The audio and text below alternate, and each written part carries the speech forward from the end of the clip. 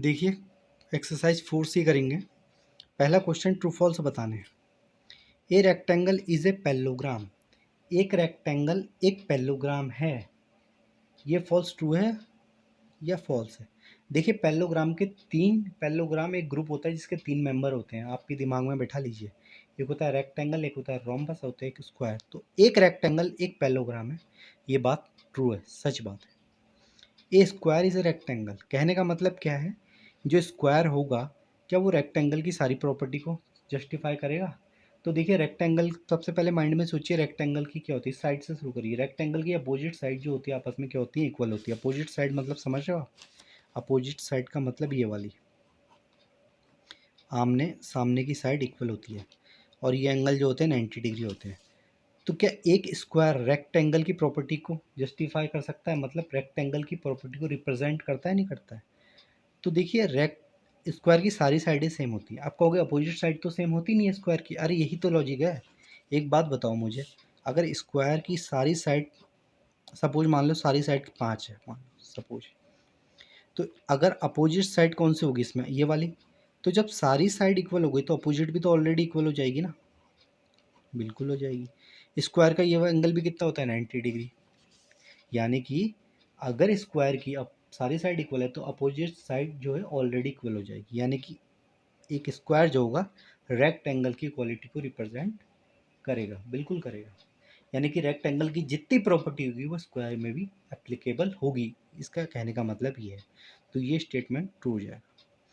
अगला कह रहा है a parallelogram is a rhombus. एक पैरेललोग्राम एक रोम्बस है। एक पैरेललोग्राम एक रोम्बस है? नहीं, पैरेललोग्राम इज ए ग्रुप। कितने मेंबर होते हैं ग्रुप में? रेक्टेंगल, स्क्वायर और रोम्बस। तो ये तो फॉल्स हो गया फिर। तो ये सी वाला फॉल्स हो जाएगा। ए स्क्वायर इज रोम्बस। अब यहाँ बड़ा कन्फ्यूजन होगा। देखिए क्या कन्फ्यूजन होगा, क्वेश्चन को समझिए पहले। ए स्क्वायर इज रोम्बस कहने का मतलब ये स्क्वायर जो यहाँ पे है, मतलब ये रोम्बस की प्रॉपर्टी को जस्टिफाई करेगा। स्क्वायर रोम्बस की प्रॉपर्टी जितनी भी होती है उसको रिप्रेजेंट करेगा, नहीं करेगा? आप ये बताओ। रोम्बस की प्रॉपर्टी क्या होती है? चारों साइड इक्वल होती है। भाई साहब स्क्वायर की भी चारों साइड इक्वल होती है। अच्छा, फिर आप कहोगे अपोजिट एंगल रोम्बस के इक्वल होते हैं। हाँ, स्क्वायर के भी इक्वल होते हैं। अच्छा, स्क्वायर का हर एक एंगल 90 डिग्री नहीं होता? कहोगे नहीं, सॉरी, रोम्बस का हर एक एंगल 90 डिग्री नहीं होता, लेकिन स्क्वायर का हर एक एंगल 90 डिग्री होता है। लेकिन ये 90 डिग्री है, हम एंगल की बात नहीं, जो 90 डिग्री है स्क्वायर की प्रॉपर्टी है। हमें रोम्बस की प्रॉपर्टी देखनी है। तो 90 डिग्री को मत देखिए, आप उसको इग्नोर करिए। क्यों? क्योंकि ये स्क्वायर की प्रॉपर्टी 90 डिग्री आप तब देखो जब यहाँ पे एक है a rhombus is a square. इसका क्योंकि स्क्वायर को रोम्बस के अंदर उठाना है, रख कर रखना है आपने। अभी आपको रोम्बस को स्क्वायर के अंदर रखना है। समझ में आ रही बात? ये रोम्बस इस स्क्वायर के अंदर फिट हो सकता है, नहीं हो सकता है? तो 90 डिग्री अगर आप देख रहे हो तो स्क्वायर की देख रहे हो, इसको मत देखो, इसकी देखो। जो यहाँ पे इस ए के बाद जो लिखा रहता है हमेशा उसकी प्रॉपर्टी को चेक करो। तो 90 डिग्री को अभी आप दिमाग से हटा दो। 90 डिग्री को आप दिमाग में कब लाओगे? जब यहाँ पे कहेगा a rhombus is a square. एक रोम्बस एक स्क्वायर है, यानी कि स्क्वायर रोम्बस के अंदर आ सकता है? नहीं आ सकता है। वो स्टेटमेंट फॉल्स हो जाएगा। क्यों? क्योंकि स्क्वायर का हर एक एंगल 90 डिग्री होता है, जबकि रोम्बस में ऐसा नहीं होता है। तो उस केस में ये फॉल्स होगा। लेकिन यहाँ पे अभी आप 90 डिग्री इग्नोर करो। तो 90 डिग्री को इग्नोर करोगे तो सारी की सारी प्रॉपर्टी रोम्बस की स्क्वायर रिप्रेजेंट करता है। तो ये स्टेटमेंट ट्रू हो जाएगा। समझ में आ रही बात? इग्नोर क्यों किया? क्योंकि रोम्बस को स्क्वायर के अंदर रखना है। समझ में आ रही है? इसीलिए ट्रू हो गया। अच्छा, a rectangle is a square. एक रेक्टेंगल इज ए स्क्वायर। अब इसमें क्या करेंगे? क्या स्क्वायर की प्रॉपर्टी देखो। स्क्वायर की सारी से इसके बाद वाला देखना है। स्क्वायर की सारी साइड सेम होती है, लेकिन रेक्टेंगल की केवल अपोजिट साइड ही सेम होती है। होती नहीं होती है? अच्छा, तो ये तो भाई साइड ही, अगर स्क्वायर को रेक्टेंगल के अंदर रखोगे तो ये तो साइड की कंडीशन ही नहीं बैठ रही है। तो साइड की कंडीशन भी तो बैठनी चाहिए ना। तो ये स्टेटमेंट फॉल्स हो जाएगा। ये स्टेटमेंट ट्रू कब होता? अगर स्क्वायर की भी अपोजिट साइड इक्वल होती है। अच्छा, अगर इसका उल्टा पूछ ले तो ए स्क्वायर इज ए रेक्टेंगल, तो वो ट्रू होगा फॉल्स होगा? आप बताइएगा कमेंट करके। एफ को देखिए तो यहाँ ये स्टेटमेंट फॉल्स है, ध्यान रखना, ई वाला, ठीक है। ए स्क्वायर इज ए पैरेललोग्राम। एक स्क्वायर एक पैरेललोग्राम है, बिल्कुल है। अगर यहाँ पे ये भी कहता है a rhombus is a parallelogram, तब भी ट्रू होता। अगर यहाँ पे कहता a rectangle is a parallelogram, तब भी ट्रू होता। अच्छा एक बात बताओ, अगर यहाँ पे एफ में कहता all parallelogram is a square, तो ये ट्रू होता है फॉल्स होता? All parallelogram is a square, तो ये ट्रू होता है या फॉल्स होता है एफ में? कमेंट करके बताइएगा। अब आते हैं क्वेश्चन नंबर सेकंड में। What kind of a quadrilateral, कौन सा क्वाड्रिलेटर बनेगा आपका? ये कह रहा है diagonal and the side of four congruent. Congruent triangle मतलब समझते हो? जैसे आपकी कॉपी के पेज, अगर आपके पास 200 पेज की कॉपी है तो सारे के सारे क्या है? कॉन्ग्रेंट है नहीं है? 200 के 200 पेज। आपके दो हाथ हैं, ये क्या है? कॉन्ग्रेंट है, एक जैसी साइज है, एक जैसी शेप है, इक्वल है, मतलब समझ लीजिए। आपके दो पैर कॉन्ग्रेंट है, आपकी दो आंखें, दो कान, ये सब क्या है? कॉन्ग्रेंट है। तो राइट एंगल ट्रायंगल बनना है तो बनाते हैं, चलिए। सबसे पहले मैं एक क्वाड्रिलेटरल बना लेता हूँ। यहाँ पे मैं बना लेता हूँ, देखिए ऐसा कुछ बना लो। अब ये एक यहाँ से डाला, एक यहाँ से, तो कितने ट्रायंगल? एक ट्रायंगल ये, दो ये, तीन ये, चार ये, चारों के चारों कॉन्ग्रेंट हो गए, क्योंकि डायगोनल, एक डायगोनल दो कॉन्ग्रेंट बनाता है, तो दो डायगोनल कितने बनाएंगे? चार। बस। अरे एक टॉफ़ी 2 रुपये की है तो 2 टॉफ़ी कितने रुपए की होगी? वही चीज़ हो गई है। अब यहाँ पे 90 डिग्री बन रहा है, यहाँ पे भी 90 डिग्री, यहाँ पे भी 90 डिग्री राइट एंगल, तो ये राइट एंगल, राइट एंगल का मतलब ही 90 डिग्री होता है, ठीक है। अच्छा अब क्या कह रहा है? तो कौन सी शेप बनेगी? What the diagonal and the side form four congruent right angle, ठीक है। तो कौन सी बनेगी अब बताओ? प्रॉपर्टी अगर आप लोगों ने याद किया तो यहाँ पे 90 डिग्री कौन कौन से बनाते हैं कोऑर्डिनेटर? तो यहाँ पे 90 डिग्री जो बनाएगा, कौन बनाएगा? या तो रोम्बस बनाएगा या फिर स्क्वायर बनाएगा। अब बच्चा कहेगा इसका दो दो आंसर होंगे, रोम्बस और स्क्वायर। नहीं। अब बताओ क्या आंसर लिखूँ मैं इसका? इसका आंसर आर फॉर रोम्बस लिखूँ या एस फॉर स्क्वायर लिखूँ? बताओ। देखो अगर आप रोम्बस को लिखोगे, क्योंकि इसका आंसर दोनों है, मेरी बात समझिए, तो आप दो आंसर तो लिख नहीं सकते, तो आपको एक ही आंसर लिखना पड़ेगा। तो आप स्क्वायर को लिखिए। क्यों? क्योंकि स्क्वायर रोम्बस की क्वालिटी को, जितनी प्रॉपर्टी होती है रोम्बस की, उसको प्रेजेंट करता है। करता है नहीं करता है? अरे अभी थोड़ी देर पहले नहीं देखा था, ये स्क्वायर इज ए रोम्बस, क्योंकि एक स्क्वायर भी एक रोम्बस ही होता है, लेकिन एक रोम्बस एक स्क्वायर नहीं होता। समझ में आ रही बात? मैंने क्या कहा? मैंने कहा एक स्क्वायर एक रोम्बस ही होता है, लेकिन एक रोम्बस एक स्क्वायर नहीं होता। यानी कि स्क्वायर रोम्बस की क्वालिटी को रिप्रेजेंट कर सकता है, लेकिन रोम्बस स्क्वायर की क्वालिटी को रिप्रेजेंट नहीं करता। तो अगर आप रोम्बस को लिख के आते हो तो इसका मतलब स्क्वायर आपने लिया ही नहीं, तब भी आपका आंसर गलत हो जाएगा। तो इसका सही आंसर क्या लिखो आप? इसका आंसर लिखो, या तो आप दोनों लिख के आ जाओ तब मार्क्स मिल जाएंगे, या एक लिखना है बेस्ट आंसर तो वो स्क्वायर लिख के आओ, क्योंकि स्क्वायर लिखोगे तो रोम्बस उसके अंदर अपने आप आ जाएगा। बात समझ में आ रही है मेरी? मैं क्या कह रहा हूँ? वही चीज़ है। तो स्क्वायर को लिखेंगे क्यों? क्योंकि स्क्वायर रोम्बस की क्वालिटी को रिप्रेजेंट करता है, प्रॉपर्टी को रिप्रेजेंट करता है। स्क्वायर के अंदर रोम्बस आ सकता है, लेकिन रोम्बस के अंदर स्क्वायर नहीं आ सकता, इसीलिए स्क्वायर को आंसर मारो। ठीक हो गया। Next, P Q R is a coordinator. Third question कर रहे हैं। What kind of coordinator if it, condition 1 लगी है, P Q is parallel to R S. P Q सबसे पहले कोऑर्डिनेटर बना लो भाई, क्वेश्चन नंबर थर्ड बता रहा हूँ मैं। कोऑर्डिनेटर बना लो आप लोग, पी क्यू आर एस लो। अब वो कह रहा है पी क्यू इज पैरेलल, यानी कि ये और ये पैरेलल है, ठीक है। ठीक है। And diagonal are equal in length, diagonal जो है इक्वल है लेंथ के, ये डायगोनल इक्वल है। तो कौन सा कोऑर्डिनेटर होगा? देखो ये वाली साइड पैरेलल है या नहीं है, ये हमसे कुछ नहीं कहा है, तो ये तो बात सही है, एक पैरेललोग्राम नहीं हो सकता। क्यों? क्योंकि पैरेललोग्राम की दोनों साइडें क्या होती हैं आपस में? इक्वल होती हैं। क्या होती हैं आपस में? इक्वल होती हैं। तो पैरेललोग्राम की दो साइड जो है, ये दोनों साइड पैरेलल होंगी, तो एक ही साइड, दूसरी साइड के बारे में तो आपको कुछ बताया नहीं गया है। तो जब दूसरी साइड के बारे में इसने कुछ बताया ही नहीं है, तो अपने मन से मत मानना। अब आप मुझे बताओ, इक्वल डायगोनल कह रहा है ना? हाँ, इक्वल डायगोनल किस किस के होते थे बताओ? अगर प्रॉपर्टी याद करिए तो इक्वल डायगोनल किस किस के होते थे? इक्वल डायगोनल जो होते हैं वो किस किस के होते हैं? इक्वल डायगोनल होते हैं किसके? इक्वल डायगोनल होते हैं स्क्वायर के, रेक्टेंगल के और आइसो स्केलस ट्रेपेजियम के। अच्छा, अब यहाँ पे देखो 90 डिग्री के बारे में तो कुछ कह नहीं रहे हो, तो स्क्वायर तो मैं लूँगा नहीं। दूसरी बात, स्क्वायर अगर आप ले रहे हो तो ये साइड और ये साइड, क्योंकि स्क्वायर और रेक्टेंगल क्या है? देखो इसका आंसर तीन पॉसिबिलिटी बनती है, स्क्वायर, रेक्टेंगल मैं शॉर्ट में लिख रहा हूँ, रेक्टेंगल, स्क्वायर और आइसोस्केलस ट्रेपेजिज्म। अब देखो, रेक्टेंगल एक पैरेललोग्राम है, पैरेललोग्राम की अपोजिट्स दोनों साइड क्या होती हैं, पैरेलल होती है। तो इस साइड के बारे में तो कोई नॉलेज ही नहीं है, तो ये आंसर होगा नहीं। स्क्वायर भी क्या है, एक पैरेललोग्राम ही है, तो ये भी नहीं होगा क्योंकि इस वाली साइड के बारे में तो कुछ बता ही नहीं रहा ना। तो बचा कौन सा ऑप्शन, आइसोस्केलस ट्रेपेजिज्म। तो यही हमारा आंसर होगा कि जिसकी दो ये साइड हो जाएगी और डायगोनल इक्वल हो जाएंगे। तो आइसोस्केलस ट्रेपेजिज्म इस क्वेश्चन का आंसर होगा थर्ड वाले का। क्यों होगा, क्योंकि इस वाली साइड के बारे में तो कुछ पता ही नहीं रहा है। हाँ, अगर पैरेललोग्राम तब हो जाता जब ये साइड बराबर भी हो जाती है, बराबर भी नहीं है कह रहे हैं, खाली पैलर है, सेकंड वाली के बारे में तो कुछ कह ही नहीं रहे वो, तो अपने मन से इसको हम पैरेललोग्राम प्रूफ नहीं कर सकते। तो इसका आंसर होगा आइसोस्केलस ट्रेपेजिज्म। थर्ड का बी पार्ट देखेंगे, P and Q, P Q and R S R parallel और एंगल पी, देख रहे हो एंगल पी कौन सा, अपोजिट एंगल ये वाला।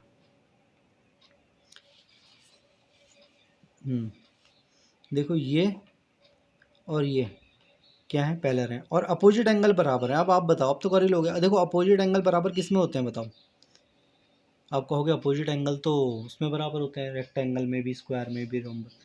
तो ये रेक्टेंगल, स्क्वायर, तीनों आंसर लिखूं या तीनों का एक मिक्सचर लिख दूं, जो इसका मेन ग्रुप होता है, क्या होता था, पैरेललोग्राम। क्या था, पैरेललोग्राम, शॉर्ट में लिख रहा हूँ, आपको इसको 11 ग्राम ना पड़े, पैरेललोग्राम होता है, पैरेललोग्राम। भाई अपोजिट एंगल बराबर कह दिए उसने, जब अपोजिट एंगल उसने बराबर कह दिए तो मुझे पैरेललोग्राम ही मानना पड़ेगा और ऑप्शन नहीं है। या फिर तीन आंसर लिखो, तीन की जगह एक ही लिख दो ना सीधे, पैरेललोग्राम। कौन सा पैरेललोग्राम है पता थोड़ी ना है कोई। Fourth question, the diagonal of A quadrilateral are perpendicular to each other. Is such a quadrilateral always a rhombus? Perpendicular to each other, तो ये रोम्बस ही होगा हमेशा, नहीं होगा। रोम्बस में क्या होता है 90 डिग्री, 90 डिग्री किस किस में होता है भाई, रोम्बस में होता है, स्क्वायर में होता है, काइट में होता है। तो जस्टिफाई कर देना, क्यों, क्योंकि ये रोम्बस में भी, वो स्क्वायर में भी होता है और काइट में भी होता है। प्रॉपर्टी में बताया था नहीं बताया था, तो इसमें तो कुछ है ही नहीं। फिफ्थ क्वेश्चन देखते हैं, a window frame has one diagonal longer than the other, one diagonal longer than the other, एक डायगोनल दूसरे से बड़ा है। इज द विंडो फ्रेम में रेक्टेंगल, नहीं होगा, रेक्टेंगल के दोनों डायगोनल क्या होते हैं आपस में, इक्वल होते हैं। और किस किस के इक्वल होते हैं, देखो प्रॉपर्टी सारी आपको रटी हुई होनी चाहिए, तभी क्वेश्चन आप इजीली कर पाओगे। अच्छा ठीक हो गया, तो बता देना वाई नॉट क्यों, ठीक है, क्योंकि एक डायगोनल दूसरे से बड़ा होगा तो क्या बन जाता है, काइट। अच्छा अब ये क्वेश्चन देखिए, what kind of quadrilateral is form when the mid point of the side of the following are joint. इसको जॉइंट करानी है। अब देखिए इसको कैसे करेंगे हम, देखो अब आपने क्या करना है, सबसे पहले आप, मैं बता रहा हूँ आपको क्या करना है, एक रेक्टेंगल बनाना है। देखो जब आप रेक्टेंगल बनाओगे तो उसका स्केल से करना मेजरमेंट और मिड पॉइंट लेना। जैसे रेक्टेंगल है उसके मिड पॉइंट को, चलिए देखते हैं, मैंने बना रखा है, देखिए ये है। सबसे पहले मैंने एक रेक्टेंगल बनाया, मैंने इसको 6 सेंटीमीटर क्यों लिया, क्योंकि 6 सेंट आप स्केल से करना पड़ेगा आपको, ये क्वेश्चन एग्जाम में आएगा तो, वरना मिड पॉइंट गलत हो जाएंगे। मैंने यहाँ 6 लिया है, आप 5 ले लो, 4 ले लो, 10 ले लो, कुछ भी ले लो, उससे कोई फ़र्क नहीं पड़ता। मेजरमेंट आप लोग अपने हिसाब से ले लेना, लेकिन रेक्टेंगल बनाओगे तो अपोजिट साइड इक्वल होनी चाहिए। फिर मैंने 6 का मिड पॉइंट क्या होता है, 3, 6 का मिड पॉइंट कितना होता है, 3, 4 का मिड पॉइंट कितना होता है, 2, और इसका कितना होता है, 2। अब आपने इसको ऐसे मिला दिया। अब आप इसको सीधा रख के बताइए कौन सी फिगर आपको बनती हुई दिखाई दे रही है। तो आपने अगर इसको ध्यान से देखा होगा तो ये बन रहा है क्या, ये बन रहा है रोम्बस। क्या बन रहा है, रोम्बस। बन रहा है नहीं बन रहा है, रोम्बस बन रहा है। रेक्टेंगल तो वैसे भी नहीं लग रहा हो, स्क्वायर वैसे भी नहीं, स्क्वायर ऐसा कहाँ होता है, तो बचा क्या, रोम्बस, वही बचा बस। तो मिड पॉइंट ये 3 होगा, ये 3 होगा, ये 2 होगा, ये 2 होगा, मिड पॉइंट को ऐड करना है। अगर आप अपने मन से अनसेंट ऐसे खींच दोगे तो डायग्राम गलत हो जाएगा, स्केल से करना पड़ेगा। अब करना है रोम्बस, रोम्बस को करना है, देखिए रोम्बस के बनाया मैंने यहाँ पे, इसमें भी ऐसे करना है, इसको 4 माना है, इसको भी 4, इसको भी 4, इसको भी 4, मिड पॉइंट कितना होगा 4 का 2, इसका कितना होगा 2, इसका भी कितना होगा 2, इसका भी कितना होगा। अब आप इसको ऐसे क्या कर दीजिए, ज्वाइन कर दीजिए इसके मिड पॉइंट को, मिड पॉइंट को ज्वाइन किया। अब आप जब ज्वाइन करके देखेंगे तो ये क्या बनेगा, ये बनेगा आपका रेक्टेंगल। आप ऐसे मेजर कर लेना स्केल से, ये और ये सेम आएगी, ये और ये अलग अलग आएगी, तो ये बनेगा आपका क्या, रेक्टेंगल। इस क्वेश्चनों में ज़्यादा कुछ नहीं है, बस आपको बनाना ही बनाना है। मेजरमेंट आप कुछ भी ले सकते हो, 6 ले लो, 8 ले लो, 10 ले लो, लेकिन उसका मिड पॉइंट जैसे 8 लोगे तो उसका 4 बनेगा, 10 लोगे तो 5 बनेगा, ठीक है, कुछ भी ले सकते हो। तो ये रेक्टेंगल बन गया। अब देखो यहाँ पे लॉजिक समझो, अगर आपको रेक्टेंगल दिया है तो उसके मिड पॉइंट से बना रोम्बस, और रोम्बस दिया है तो उसके मिड पॉइंट से बना रेक्टेंगल। बात समझ में आ रही है? अच्छा, काइट को देखिए, काइट तो सबको बनानी आती होगी, उड़ाई भी होगी पतंग। ये मैंने बना रखा है। काइट की दो साइड सेम होती है ऊपर वाली, मैंने तीन तीन ले लिया, आप 10 ले लो, 15 ले लो, 100 ले लो, 200 ले लो, 1000 ले लो, कोई फ़र्क नहीं पड़ता। मेजरमेंट कितना भी ले लो, मिड पॉइंट हमेशा सही लेना बस। जैसे मैंने 3 लिया है तो 1.5 इसका हो गया, आप 5 लोगे तो 2.5 हो जाएगा मिड पॉइंट। नीचे वाली साइड जो होती है वो इक्वल होती है, तो ये आप 6 लोगे तो मिड पॉइंट 3 हो गया, 8 लोगे तो 4 हो गया, मैंने 4 लिया तो मिड पॉइंट हो गया 2। फिर आप इसको ऐसे ऐड करोगे मिड पॉइंट को इसके, तो आप देख के बता सकते हैं क्या बन रहा है, ये बन रहा है रेक्टेंगल। तो इसका आंसर हो जाएगा रेक्टेंगल। क्वेश्चन नंबर 4 देखेंगे, आइसोस्केलस ट्रेपिज्म बनता है। आइसोस्केलस ट्रेपिज्म क्या होता है? जिसकी आमने सामने की साइड पैरेलल होती है और ये वाली side non parallel side equal होती है। तो ये 3 लिया है तो ये भी आपको 3 ही लेना पड़ेगा, क्योंकि ये दोनों साइड इक्वल होती है। ये कितना हो गया 3, और ये कितना हो गया 5। आप अपने मन से कितना भी ले लो, ये 6 ले लो तो मिड पॉइंट कितना हो जाएगा 6 का 3।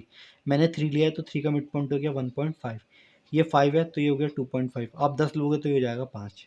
अब इसके ऐसे ही अगर ये मिड पॉइंट का आप जोड़ेंगे तो ये क्या बनेगा, ये रेक्टेंगल तो बन नहीं रहा है, स्क्वायर जैसा भी नहीं लग रहा मुझे, तो ये क्या लग रहा है, एक रोम्बस लग रहा है मुझे। तो ये क्या बन गया, एक रोम्बस बन गया। समझ में आ रही बात? मैंने क्या किया, कुछ नहीं किया है, आपको खाली मिड मेजरमेंट लेना है स्केल से और मिड पॉइंट को ऐड कर देना, आपका डायग्राम खुद ब खुद बन जाएगा। इसमें कोई लॉजिक साइंस नहीं है, ना कोई इसमें रॉकेट साइंस है। समझ में आ रही बात? इसलिए मैं ज़्यादा इसमें ध्यान भी नहीं लगा रहा हूँ, क्योंकि क्वेश्चन में कुछ खास दम है नहीं। जहाँ जहाँ पे क्वेश्चन में दम है उसमें मैं दिमाग लगा रहा हूँ, जिसमें क्वेश्चन में दम नहीं है उसको मैं नहीं कर रहा हूँ, ठीक है। अच्छा, कोई क्वेश्चन छूट तो नहीं गया, सारे हो गए ना इसके? अच्छा, अब बात करते हैं किसकी, एक्स क्वेश्चन नंबर 7 की। क्वेश्चन नंबर 7 की बात करेंगे अब हम।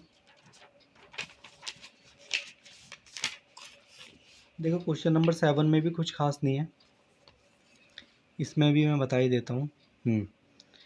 Which statement is not true for rectangle. इसको आपको प्रॉपर्टी अगर आपको आती है तो आप मुझे इसमें खुद ही कर लीजिएगा। सी वाला कॉन्जिक्यूटिव साइड पता होगी जो ऐड होती है, चलो मैं ही बता देता हूँ। Both pair of opposite side are congruent. Opposite side जो होती है सेम होती है, बिल्कुल पैरेलल होती है, ट्रू हो गया। Both pair of opposite angle are congruent, यानी कि कॉन्ग्रेंट मतलब same and supplementary. Opposite angle क्या होते हैं रेक्टेंगल के, हर एक एंगल 90 तो सप्लीमेंट्री होगा, बिल्कुल सही है। All pair of consecutive side are congruent and perpendicular. Consecutive side perpendicular, consecutive side perpendicular कहाँ होती है भाई रेक्टेंगल की? कंजिक्यूटिव साइड पता ही नहीं होगी अभी कितनों को, मुझे पता है गारंटी से। अरे कंजिक्यूटिव साइड ये होती है एक के बाद एक, ये वाली ये वाली ये वाली कहाँ से इक्वल हो जाएगी बताओ, ये वाली और ये वाली, तो गलत है, यही गलत हो गया। Two equilateral triangle are share a common side. दो इक्विलेटरल ट्राइंगल एक कॉमन साइड को शेयर कर रहे हैं, वट क्वाड्रिलेटर, कौन सा क्वाड्रिलेटर बनेगा? देखो, इक्विलेटरल ट्राइंगल पता है ना आपको क्या होता है? इक्विलेटरल ट्राइंगल ऐसा होता है जबकि सारी साइड सेम होती है, अगर ये 5 है, ये भी 5 है, ये भी 5 है, तो ऐसे ये भी 5, ये भी 5। अब आप मुझे बताइए क्या बन रहा है? बच्चा कहेगा काइट बन रहा है। अबे काइट की ऊपर की सेम होती है, नीचे की भी अलग अलग होती है, तो काइट काइट नहीं बन रहा। ऑप्शन पे आओ जरा, स्क्वायर तो बन नहीं रहा है, रेक्टेंगल बन नहीं रहा है, काइट भी नहीं बन रहा है, तो बचा क्या? रोम्बस। तो इसका आंसर क्या हो जाएगा? सी। किसी एंगल से आपको स्क्वायर लग रहा है क्या? ये देखो ना, स्क्वायर लग रहा है किसी एंगल से? नहीं लग रहा। रेक्टेंगल लग रहा है? नहीं लग रहा। काइट लग रहा है? नहीं लग रहा। काइट तब होता है जब ये अलग अलग होती है, ऊपर की अलग होती है, नीचे की अलग होती है, ये तो सभी सेम होगी, रोम्बस होगा आंसर सी। ऑप्शन को एलिमिनेट करना भी तो सीखो ना, हर चीज़ को रट्टा मारने से थोड़ा ना होता है। अब तक आप लोग रट्टा मारते हैं तभी तो आपको इस सब चीज़ की ज़रूरत पड़ रही है। 9th क्वेश्चन देखेंगे। The diagonal of a quadrilateral are congruent, यानी कि एक क्वाड्रिलेटरल है उसके डायगनल से कह रहा है वो कॉन्ग्रेंट है, यानी कि डायगनल सेम है। And perpendicular bisector of each other, एक दूसरे को परपेंडिकुलर बाइसेक्ट कर रहे हैं। What is the best name for the quadrilateral? कर लोगे इसको? चलो मैं बता देता हूँ। The diagonal of a quadrilateral are congruent. Congruent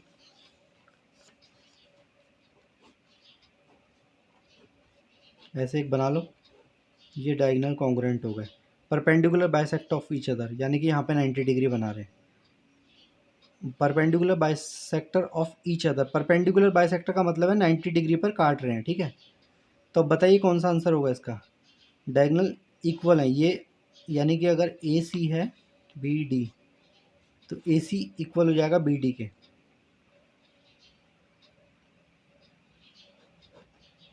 तो आपको बताना है 90 डिग्री। तो ये देखो दो 90 डिग्री जब डायगोनल भी इक्वल होते हैं और डायगोनल इक्वल होते हैं और परपेंडिकुलर 90 पे काटते हैं, तो रोम्बस और स्क्वायर दोनों में से एक आंसर होगा इसका। स्क्वायर या तो रोम्बस होगा और या फिर रोम्बस होगा। अब मैंने आपको इससे थोड़ी देर पहले बताया था जब दोनों आंसर होते हैं तो एक आंसर सही मानना बेस्ट रहता है स्क्वायर। क्यों? क्योंकि स्क्वायर रोम्बस की प्रॉपर्टी को रिप्रेजेंट करता है, लेकिन रोम्बस स्क्वायर की प्रॉपर्टी को रिप्रेजेंट नहीं करता। अगर आप रोम्बस मारोगे तो कहीं ना कहीं आपने स्क्वायर को छोड़ दिया, लेकिन अगर आप स्क्वायर मानोगे तो स्क्वायर के अंदर आपने रोम्बस को भी इंक्लूड कर लिया। तो स्क्वायर लोगे तो रोम्बस अपने आप साथ चला आएगा, तो स्क्वायर इसका आंसर हो जाएगा डी। समझ में आ रही बात? ये क्योंकि 90 डिग्री यहाँ पे दो ही बनाते हैं, एक बनाता है रोम्बस और एक बनाता है स्क्वायर। थर्ड 10 क्वेश्चन है, what is the quadrilateral that is both A kite and parallelogram. Kite और पैरेललोग्राम कौन कौन सा होता है? ट्रेपिज्म तो काइट बनाता नहीं है, स्क्वायर भी नहीं बनाएगा, रेक्टेंगल भी नहीं बनाएगा, बचा क्या? रोम्बस। आप खुद देख लेना, ऐसे बनता है रोम्बस। रोम्बस इसका आंसर हो जाएगा, इसमें तो कुछ है ही नहीं। चैलेंज क्वेश्चन देखते हैं हम। देखिए लास्ट क्वेश्चन है, फिर ये एक्सरसाइज ही कंप्लीट हो जाएगी। देखिए चैलेंज क्वेश्चन क्या कहता है। ये आपको दिया हुआ है, ये क्या है? 8 आइसो, इसके 8 है। ये जो ट्रेपिज्म देख रहे हो ये 8 है, तो 8 ट्रेपिज्म साइड भी कितनी हो जाएगी? 1 2 3 4 5 6 7 8 होगी। तो अब फॉर्मूला भी आपको दे रखा है, what is the measure of angle B in A B C D. Angle B का बताना है कितना होगा। ये ऐसे देखिए, ये बी बताना है। तो हर एक एंगल कितना होता है ये आप बता सकते हो? Interior angle of a regular polygon N side कितना होगा? एन। एन की जगह पे आपको 8 रखना है। जब आप एन की जगह पे 8 रखोगे, जैसे जब इसको सॉल्व करोगे,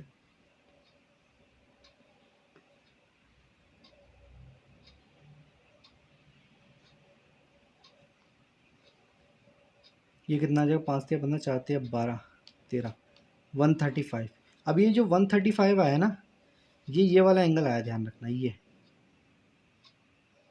अब आपको बी बताना है, मैं यहाँ पे बताता हूँ। ये देखो ये 135 ही आया है। और ये अब आपको पता होगा, ये और ये एंगल, बेस एंगल क्या होते हैं? ये वाले एंगल एक पैरेलल में ये 180 होते हैं, तो 135 को आपको 180 से माइनस कर देना। आंसर कितना आएगा? 45। तो 45 इसका आंसर होगा। समझ में आ रही है? ये आपको दे रखा, देखो जितनी साइड है 8 8 आ जाएगा एन, तो ये आ जाएगा इंटीरियर एंगल, यानी कि हर एक अंदर वाला एंगल। इंटीरियर समझते ये वाला, ये वाला ये। तो जब ये आ जाएगा तो ये कितना हो जाता है सम दोनों का? पैरेलल लाइनें होती है ट्रेपिज्म की, दो ये आमने सामने की जो लाइन होती है ट्रेपिज्म की क्या होती है? पैरेलल होती है ना। तो ये वाले दोनों एंगल कितने हो जाएंगे? ऐसे को इंटीरियर 180 नहीं होंगे, तो ये 145 है, तो माइनस नहीं कर दोगे 180 से? तो 135 को माइनस कर देंगे 180 से, आंसर आ जाएगा इसका। हालांकि चैलेंजिंग क्वेश्चन आपको एग्जाम में आएंगे नहीं, अगर आ गए तो बच्चे कोई पास नहीं होगा, सही बच्चे फेल मिलेंगे। हाँ, ये खाली उसके लिए है, माइंड की अंडरस्टैंडिंग के लिए। तो ये एक्सरसाइज कंप्लीट हो गई आपकी। किसी को कुछ पूछना होगा तो कमेंट में पूछ सकता है।